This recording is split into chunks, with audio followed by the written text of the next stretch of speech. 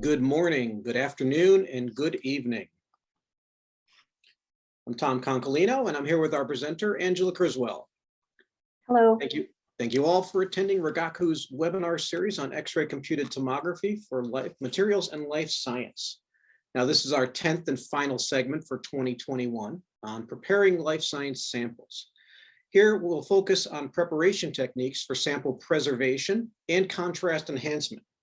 Angela will also show some examples of CT data collected after using these techniques. Please note, if you missed any of the previous webinars, you can view them on the Rigaku website. Now, when today's presentation ends, you'll automatically be directed to a registration page for an upcoming seminar in March 2022. Now, stay tuned until the end for more details.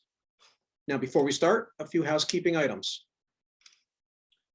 As far as today goes, as usual, we will be taking questions live during the webinar, and we ask that you submit those questions via the Q&A button on your screen. We will not be monitoring the raised hand or chat features. Now, we will be saving those questions submitted during the webinar, and we will answer as many as we can during the Q&A session at the end of the presentation. Now, if for whatever reason you have difficulty viewing the webinar live, please note that it is being recorded, and you'll be able to view the recording beginning tomorrow. Okay, and with that said, I'd like to introduce our speaker for today, Angela Criswell. Welcome, Angela. Thanks, Tom. And thank you everyone for joining us for the webinar series, X-ray Computed Tomography for Materials and Life Science. As Tom mentioned, today we'll be presenting a webinar that focuses on the preparation of life science samples for X-ray CT measurements. So these types of samples, they can be challenging because sometimes they require preservation, and that's to ensure that you collect data that represents the sample in as lifelike a state as possible.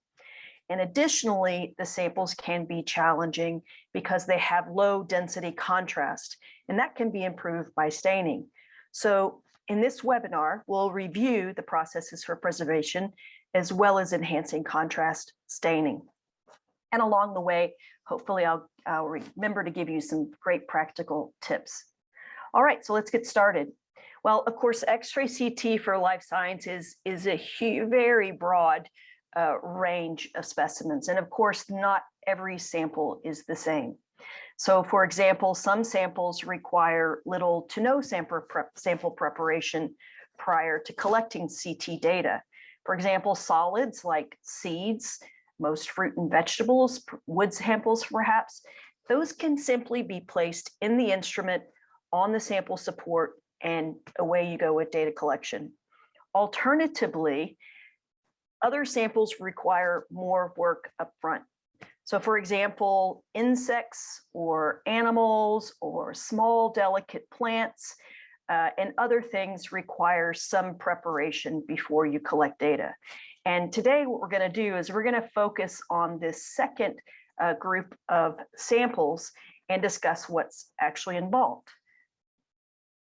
Specifically, today what we'll learn about is sample fixation, which is sample preservation, that step.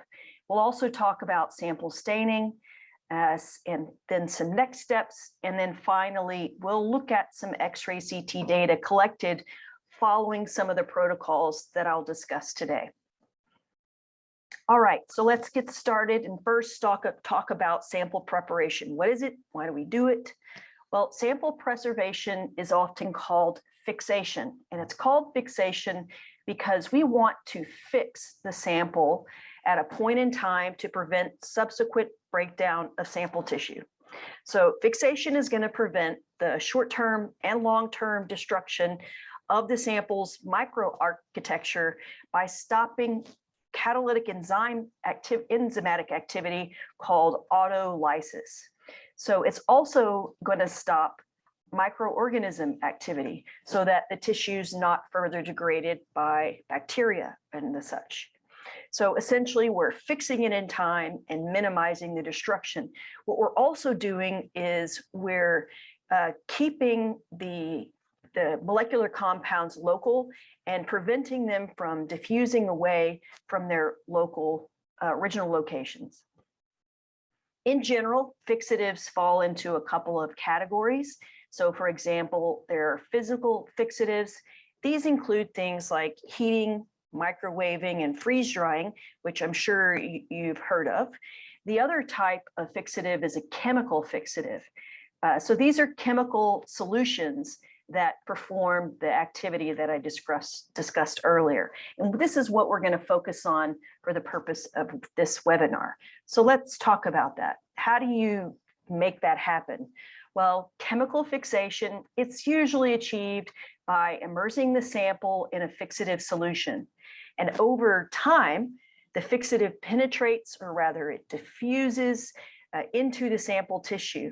And as the chemical becomes exposed to the cellular components, it acts to minimize the loss of those components. So specifically, we're talking about proteins and lipids, mRNA, DNA, and others. Now, it's also going to act to prevent the destruction of macromolecular structures like cytoplasmic membranes, endoplasmic reticulum, nuclear membranes, mitochondria and lysosomes and things like that.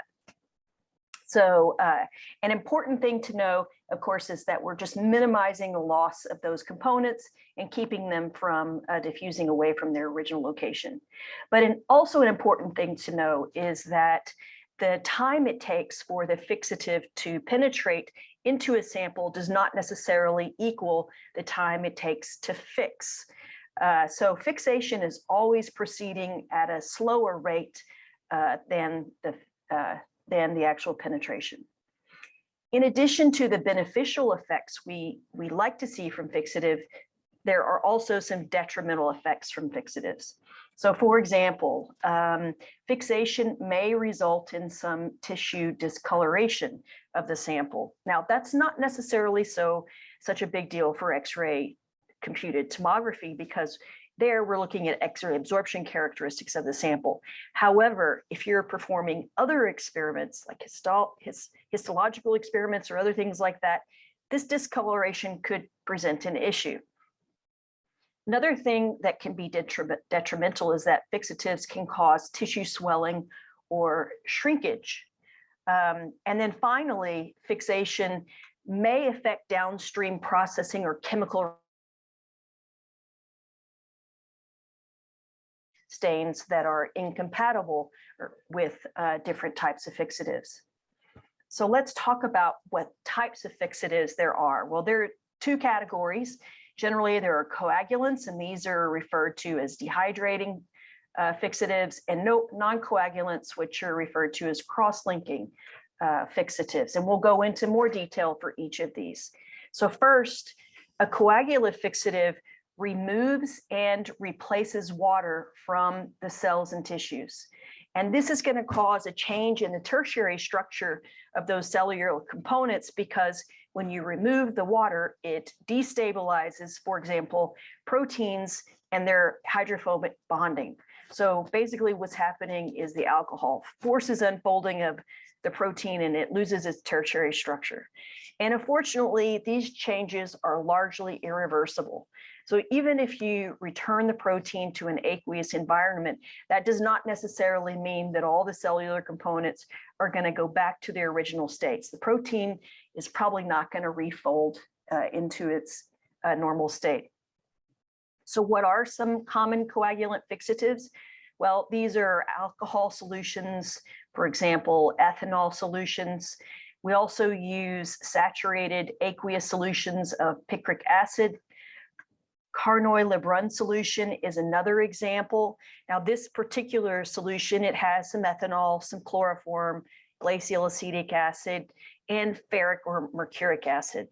And it may not be used to a greater degree compared to the others because it contains chloroform, and that's a carcinogen. So one of the things to consider there. So we see a lot of the use of ethanolic solutions. How about non-coagulant fixatives? So what these do, they chemically react with the cellular components and they become bound to them. And they also form intermolecular and intramolecular crosslinks. Now, because they're reactive compounds, you might imagine they bind to a variety of different tissues and they may actually differentially bind to different types of compounds. They also have the effect of changing the charge at the site at which they may attach or form these crosslinks. And I mention that because that can have an effect on any subsequent staining characteristics of the samples. Some examples of these are aldehydes, for example, formaldehyde, glutaraldehyde. Formaldehyde is a very commonly used fixative, usually in its aqueous neutral buffered form, also called formalin. Glutaraldehyde also is another one of these. Both of them react with amino groups and form some irreversible changes. They're creating some chemical bonds. Another example of a non-coagulant fixative is osmium tetroxide. Now, this reacts with both hydrophobic and hydrophilic protein side chains. It also reacts with nucleic acids to cross-linking. So if you're looking to stain nucleic acid, that might be something this might be a compound you want to avoid. Also, osmium is pretty expensive. It's highly toxic, so it's maybe used to a lesser degree than these others. But certainly all three are found throughout the literature and used to fix samples. Now also, you may find that your fixative contains both coagulant and non-coagulant reagents. So these are combination fixatives and are also very common. So for example, Bouin solution contains picric acid, formaldehyde, and acetic acid.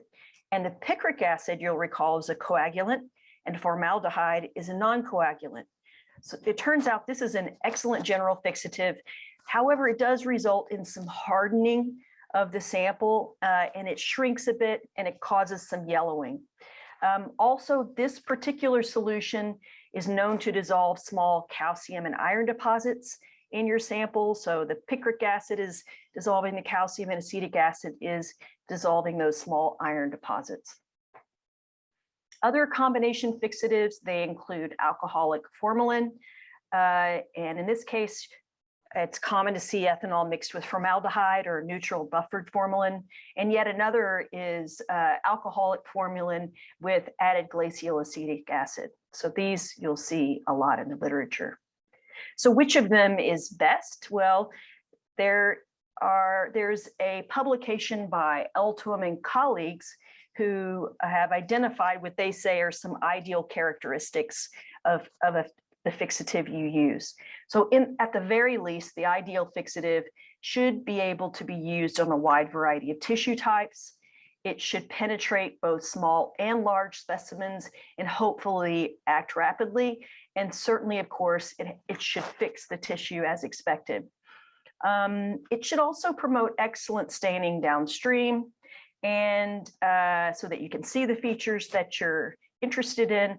And finally, the ideal fixative should have a relatively long shelf life. They recommend greater than 1 year, and it should be easily disposable or recyclable. I would also add that the ideal fixative should be cost effective and have low toxicity. And I say that because if you're doing these experiments repeatedly, then you're certainly going to have to buy large volumes of it, and you're going to expose yourself to large volumes. And so you want to choose something that's going to not cost so much and have low risk for yourself.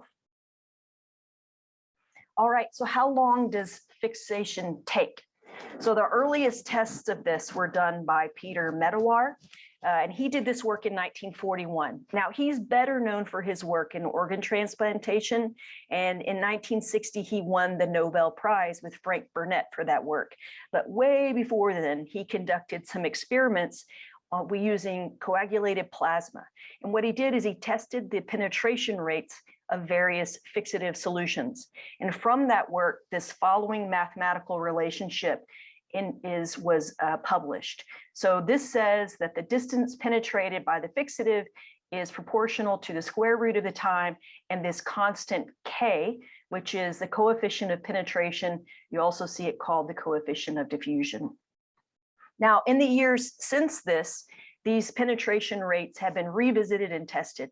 So for example, Baker in 1958 said, well, what happens if you do the same test in gelatin, and publish those results? And then later, people did the same experiments with tissues, including those from humans and various animals. But basically, this is an accepted equation for fixation duration. Now, we can rearrange this and ask so that we can ask a question like, how much time does it take for a fixative to penetrate? In fact, we might ask specifically, how much time does it take for a specific fixative to penetrate 1 millimeter of tissue? And that's going to be proportional to the 1/k squared. So let's look at a few different values. So here's a table of the rate of penetrations for several fixatives. And if you're looking into further how these later experiments were done and how the early experiments were done, there's some references down here. When we look at the table, you'll notice that I've placed the fixatives in order of the rate at which they penetrate or diffuse into the tissues to ask this question. So for example, to penetrate 1 millimeter of tissue by 10% acetic acid, whose coefficient is 0.25, it takes about 16 minutes. 100% ethanol would, that'd take about an hour. 10% formalin would take about 90 minutes. And finally, osmium tetroxide is estimated to take more than 5 hours. So that again points to why it's not necessarily the most widely used fixative compared to some of the others. Now, of course, there are additional factors that affect these rates. One of those, for example, is temperature. So that whatever temperature you store this sample in fixative will affect that rate. So in general, heat speeds it up and cooling will slow it down. So you might often see in a paper's protocol that they might have a quick microwave step, but you should always be careful, read the safety data sheet, because some of these fixatives, when you heat them, they can result in the production of some dangerous vapors. So you might want to do that under a hood. You certainly want to be aware of the risk of heat, and that should be, like I said, in the safety data sheet. All right, so we've looked at what are fixatives, what are they doing, how long does it take, what's a good fixative? Let's go on and talk a little bit about staining as well. So if you've seen any of our earlier webinars, you will have heard I mention many times that X-ray computed tomography is an X-ray absorption imaging technique. So because life science samples are predominantly composed of organic material, meaning mostly carbon, nitrogen, oxygen, and the density of these elements is low, then as a result, they inherently will absorb fewer X-rays during data collection, and this results in CT data with low contrast. So what we can do is we can improve or enhance that contrast by staining samples with things called contrast agents, which are simply solutions that contain heavier atoms. And contrast agents improve visualization by binding to molecules in the sample, which result in increased X-ray absorption by the sample. And in general, there are a couple of types of these. So for example, one of these are perfusion contrast agents. Now, these are used for in vivo imaging, and they're generally given intravenously. And because they're administered to a live subject, they have some expectations. So for example, they're expected to clear the body in a reasonably short period of time, typically less than 24 hours. So these are also used in medical radiology as well as with animals. And one of the things that's characteristic to them is that they can often be designed to localize to a specific part of the body or a tissue so that you can specifically image that portion and get better images. As you might expect, they're expected to have low toxicity as well as any metabolites that they produce, because this person or thing, specimen is going to go on to live after this. Alternatively, diffusion contrast agents are administered much in the same way as the fixative. So you immerse the sample in a solution that contains these heavy atoms. those bind within the tissue. They're penetrating like the fixatives do. They're binding within the tissue and they increase X-ray contrast. So just like perfusion contrast agents, diffusion contrast agents may also have higher affinity for some tissues over others.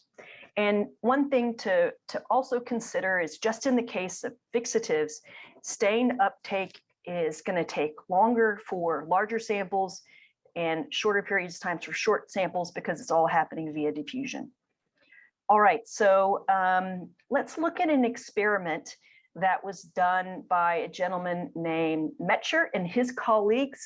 Now, this is done in 2009. Earlier, there have been a lot of earlier experiments published decades ago, but later, this very careful characterization of several stains was published. And I really like it because of its quantitative nature. So Metcher basically looked at chick embryos, and here's the reference to that paper. I'm going to show you some results. So let's first look at a table. So in this experiment, Metcher compared 6 different staining conditions, including unstained, gallocyanine and chromolim, 1% iodide in ethanol, 10% IKI, that's simply Lugol solution, 1% iodine plus potassium iodide, 2%, PTA, which is phosphotungstic acid, and finally osmium tetroxide. So on the left of each of the stains he tested is a histogram for each stain. And that shows the distribution of pixel grayscale values on a relative linear scale. So each of these samples was imaged in ethanol, and what they did is they used this ethanol peak as a reference, and that's basically the background peak. And they show that by a blue line, and we see those are lined up here, this reference ethanol peak, and we can see the ethanol mean value is 41 for each of these. And then the mean of the object pixel distribution is marked by a vertical red line. So you see that for each of these samples here, and we have a value for the tissue mean for each. One other thing you'll notice is there's an orange line underneath each of these. So that indicates the width of one standard deviation above and below the mean. All right, so in addition to publishing this, he also included some 2D cross-section images that we can see right here on the right. So let's go through the table and ask the question, okay, which one's doing a better job? So if we look first at unstained embryonic tissue and alcohol, you get pretty low contrast. And the pixel distributions of the tissue and the ethanol pretty much overlap. And if you take the ratio of the tissue mean over the ethanol mean, we see that unstained has contrast around 30% above that of the ethanol. So also we can do is we can have a look at the 2D cross-section, and we visually see that it doesn't have very good contrast. So 30% is probably not going to be sufficient for really successful segmentation and things downstream of this data collection. How about others? So gallocyanine chromolim does a little bit better, but certainly if we look at 2D cross sections, we can see it does better, but it's not very much better than unstained. It gives about 60% above the ethanol background. If we go on further to look at the two iodine-based solutions, they give better results for sure. So they're about twofold. We can look at the right, we see some good improvements in the 2D cross sections for these, and we can clearly eliminate the ethanolic background. And so we could confidently say, okay, I could probably work to segment these. PTA, or phosphotungstic acid, it also gives excellent contrast, 3-fold greater than the background. That's the best so far in this table of results. And then finally, osmium tetroxide. Well, it does pretty well. It actually does about in the same range as the ethanol and iodine solutions. And that's shown finally here to the bottom. So if you were to use these results to pick your stain of interest, then you might say the bottom 4 are probably the best to start with. Well, here's a table of all of those, and I included it just so that you have the percent mixtures and whether they're in water or ethanol, and they also represent some of the most common stains that are mentioned in the literature. And what you'll see is that many of them are based on phosphotungstic acid in water. You'll also see an ethanolic version of this, so PTA mixed with ethanol, so that's 1% value. Remember that ethanol is a fixative, so not only in this case are you fixing, but you're also staining this sample. Of course, iodine-based stains are very commonly used, and there's an aqueous type solution that some use, and there's also alcohol-based ones. So I2E and I2M are ethanol or methanol-based solutions. And then finally, one that I've mentioned several times before is osmium tetroxide. Now, even though it's expensive and I've mentioned some other caveats for it, it's usually hanging around a lot of EM labs. It's required for a couple of steps there. So that's why you see it very often. So certainly people are using it. All right, so one of the things that I'll mention just in terms of tips, I would say that when I'm staining something, my go-to usually is using a solution that combines fixation and staining if I can. It just shortens the time period, hopefully overall. Secondly, what I'll mention is when you're staining for a long period of time, you generally want to replenish the stain solution periodically, and that's anywhere from 5 to 10 days. So for example, there's some researchers at Danforth and a publication by Keith Duncan. He says replenish every 7 days. So I generally go by that rule. Another thing you should be mindful of is, of course, any of the chemical changes that are caused by your fixatives. So for example, if you fix with some solutions that change the charge, then maybe a stain of, say, osmium tetroxide may not be ideal for you. All right, so we talked about preservation, we've talked about staining, ready to collect some data, right? Well, not exactly. There's a few other steps to consider here, and I'll briefly mention them. So first of all, there's the question of, should I dry the sample or should I not dry it? All right, so for example, are you going to wet mount your sample, or do you have some protocol that stabilizes and then dries your particular sample? So here I'm showing you some example images from a publication by Palares-Lupon and colleagues shown here. And they did some experiments for fixed pig heart samples. And the goal was to collect some CT data. And on the left, here is an example 2D cross-section of that pig heart that is in a wet environment. And they also did a protocol where they stabilized the tissue and then they dried it. And in this case, the authors advocate for stabilizing followed by air drying because they say this improves contrast. And you can certainly see why they make that argument when you look at these 2D cross-sections. So you can definitely see more detail in this dried sample. But ultimately, your decision to dry or not should weigh whether the drying step will alter the sample or deform it from a lifelike state. Sorry about that. Now, these researchers, they did go on and do some other experiments to show that they could indeed use this drying step to enhance contrast. But you should also ask yourself the same question. Another thing you should ask yourself about is, how am I going to mount this sample? If it's wet, then it's floating around in some milieu of water or ethanol or something like that, and it can move. So what can you do to stabilize it? So you might add in some fiber material around the sample, like I've seen cotton and some other types of fiber.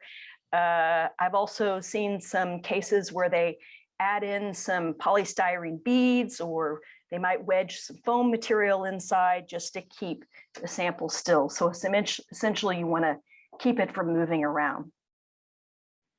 One of the other things that you can do that's popular is embed the sample in paraffin agarose or resin. And I'll show you a quick example of that. So here's some CT image for human lung tissue. And what the idea was here is to collect data in its expanded state. So even though you fix the sample and it's a little hardened, that doesn't mean that it's going to stay in an inflated state. So in this case, Scott and colleagues, they first inflated this lung tissue with formalin, and then they infiltrated it with a low melting point paraffin. And you can see from this result that the mass attenuation coefficient of the paraffin, meaning to what degree does it absorb X-rays, is smaller than that for the tissue. And this is unstained tissue, and there's still spectacular contrast here. So this shows a good example of the use of these types of things and why you might consider it. How fragile is your sample? Another example is again from MIDGE, and I would recommend if you're getting started in this area, you check out those papers from him. And in this case, he published protocols in the Cold Spring Harbor protocols for how to preserve a 9.5-day-old mouse embryo. And he lists specifically the steps that he took and shows you the results. In this case, the embryo was fixed with paraformaldehyde and stained with PTA. And then it was embedded in agarose and put in this pipette tip. And then the pipette tip was sealed with this gum cap. And so it's held very securely in place by more gum. And of course, the sample's not moving because it's fixed in this agarose. And on the bottom, he shares with us a 2D cross-section image as a result of the work that he did. So quite a good paper.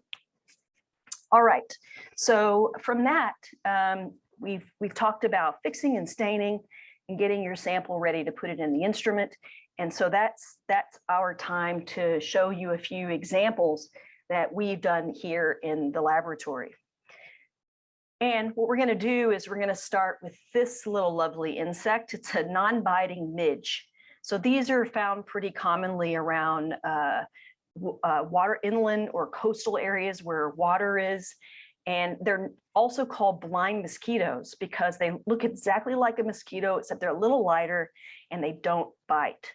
And this particular insect can be beneficial for aquatic environments. So how does it do that?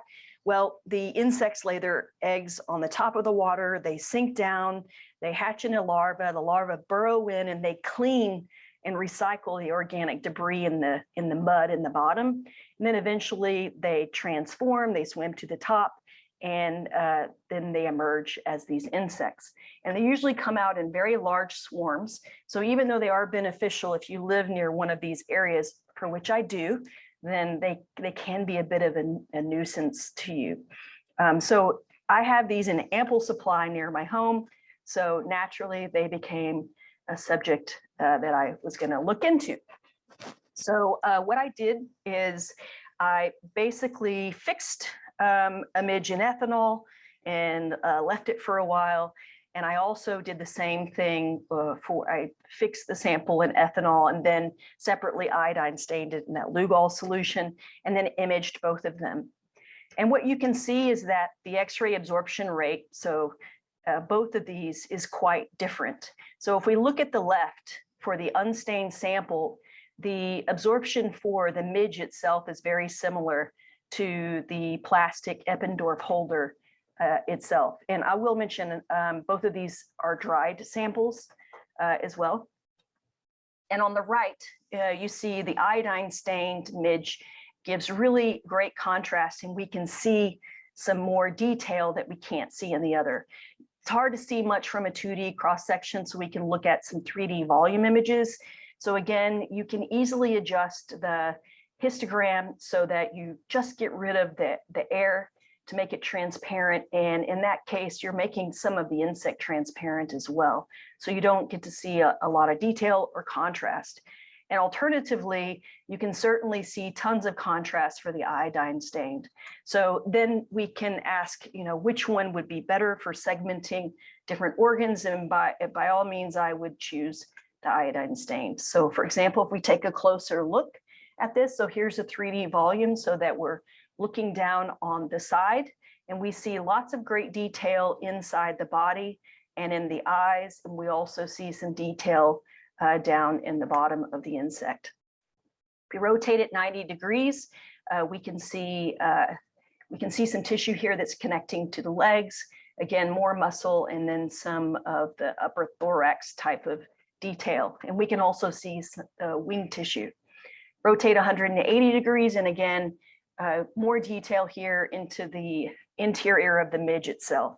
So this guy is probably about a little over a centimeter in size, and we're certainly getting really great images for this. So definitely the takeaway here is iodine staining is superior to not staining it at all, which is what we've seen throughout the talk. How about another sample? So for this one, we'll look at cicadas. I'm sure many of you are familiar with these. There's thousands of species worldwide, and they're best known for the songs they sing. And these songs are sung by male cicadas. Now, not every male sings, but a whole bunch of them do. So for this particular sample, I fixed and stained it in ethanolic iodine solution and then dried it. And you can still see some yellowness on the staining that's left behind.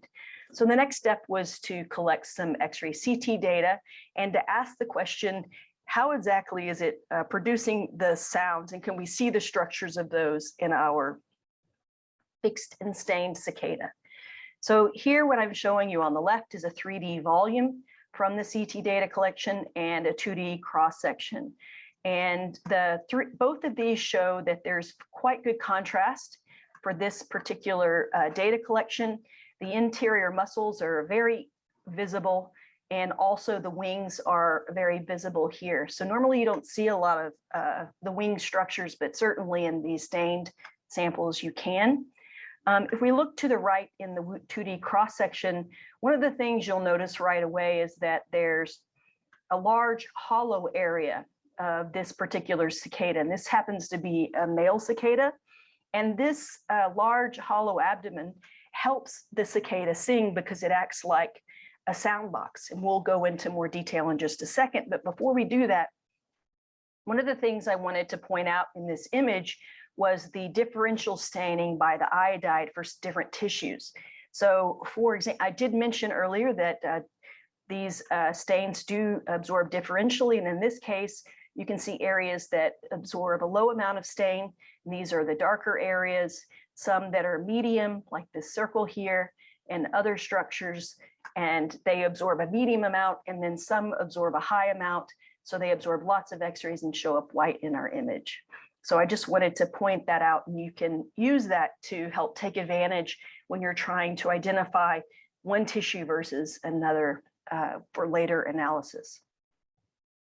All right, so let's look at how this cicada makes its sound. So the first thing I did was to segment this, and I did that using deep learning, and it resulted in a 3D volume you see here, where blue voxels are assigned to the cicada portion of the data. The orange is assigned to the foam where the sample is sitting, and the remaining voxels are assigned to air, and those are unlabeled and transparent in this case. So here's a 2D cross-section view again, looking through the insect. And again, we see this large abdomen and some labeled portions of some muscles that are within that abdominal section. And it turns out that these muscles help the cicada with the song making. So one of the things I did next is I really wanted to look at the sides of this. So I basically removed the wings virtually so that we can have a full side in 3D. And what I want to point out is this red circled area. So this is a tymbal, and it's a corrugated exoskeleton structure. And when the males sing, they flex these drum-like tymbals. On the right side, we see inside these tymbal muscles that are present inside the abdomen. So these muscles are actually connected to the tymbals, and together they create that characteristic male's song. And when it happens, the small tymbal muscles are pulling on the tymbals rapidly. So they're pulling them in and out of shape about 300 or 400 times a second. And then the sound is amplified by the mostly hollow abdomen that we saw. Here's another view. So they're just where the timbal muscles are labeled in red, the rest of the cicada in light, just to show you how big these things are relative to the rest of the cicada. Turns out they're small. And if we segment these out carefully, we can calculate that percentage. They count for about 2.9% of the total cicada body mass. So even though they're so tiny, they're able to create these amazingly big sounds that we often hear at night. All right, how about another example? So in this example, we're going to look at some mouse liver. Now, this sample was stained and data were collected by our colleagues in Japan. In this case, we don't know what the stain is made of because it's a proprietary stain. But what we do know is after collecting data and having a look at it, we can see that the blood vessels of the liver are deeply stained while the tissue is less so, which we can see the outline of the tissue here. So for this particular experiment, we could ask, because the blood vessels are stained heavily, could we segment them and do some type of analyses? And that's essentially what was done. So in this case, again, deep learning was used, and the pink or magenta are the blood vessels, and the green are everything else. Now we can look at a 3D volume of this, and what we see is that there are large branches near the center, and as it goes out, they get smaller and smaller and smaller to these some very small ones out here. And we can calculate a volume thickness histogram of that, and then have a plot of the frequency of a given size versus the size. So what we see here, predominantly, there are more of these very tiny blood vessels, these out here, so they're more numerous than these larger ones that are thicker and near the center here. I also made a quick movie so you could look at that. It's got an interesting shape for the liver. It's almost like a plate shape. There's about 3 different sections. And if you wanted, you could ask questions, quantitative questions about each of these separately as well. All right. So one last example, and that we're going to look at, and this one is pretty, I would say, near, not necessarily dear to me. We're going to look at termites.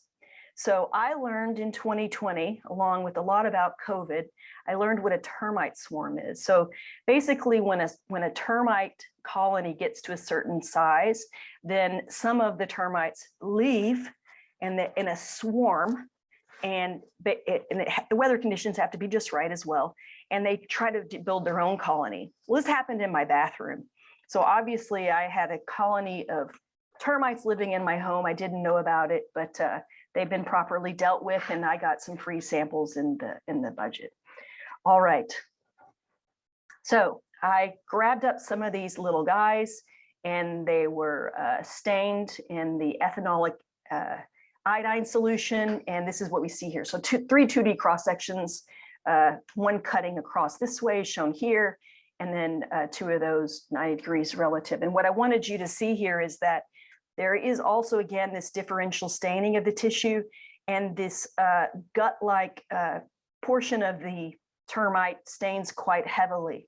So of course, I can ask a very important question: how much of my house can fit into the gut of a termite?